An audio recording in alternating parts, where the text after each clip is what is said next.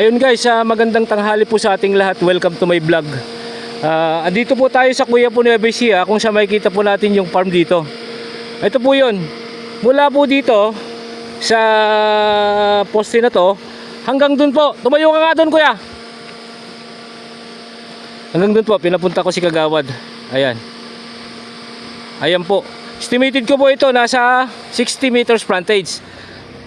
Mula po dito sa poste na to hanggang dun po kay Kuya Ulong, si Kagawad. Ayan po. Estimated ko po ito 60 meters frontage. Ayan.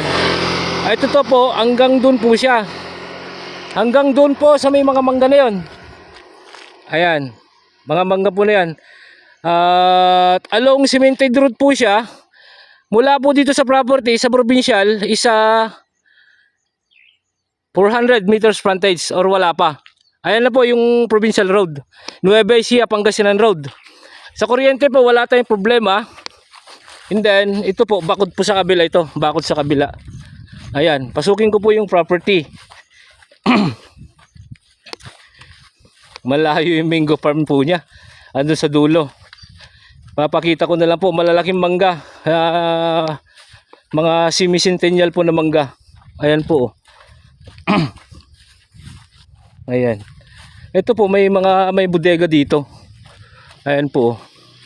Natanggalan ng bodega dito sa harap. Ito po siya. Kasama po ito dito sa property. Ayan, may mga CR natanggalan. And then yan po mga mangga na yan, makikita po na yan, is kasama po dito sa property. 2 hectares po ito mahigit. Ayan po yung mangga nyo. Bilang po ng 50 puno mangga. Ayan po, hindi ko na po mapuntahan kasi ang init po. Pasensya na po kayo. Ayan, 2 hectares po. Along cemented road.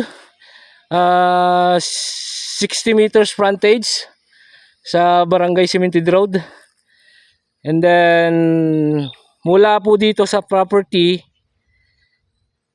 hanggang sa provincial is 400 meters ang kalayo.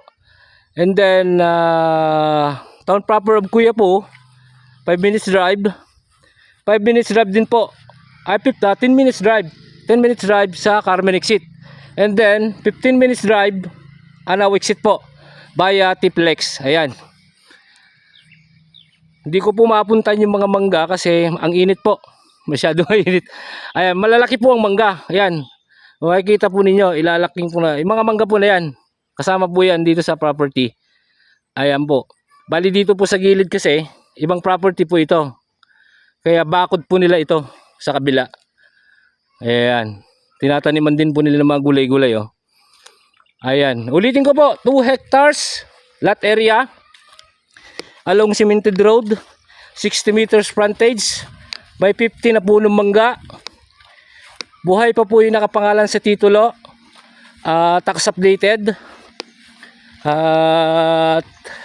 Taga Bulacan po yung may-ari. Ayun. Ayan po yung kalsada. Kuryente, wala tayong problema. Ayan. Until my next video, maraming salamat po. Mr. Excitement Mix Vlog. Maraming salamat po.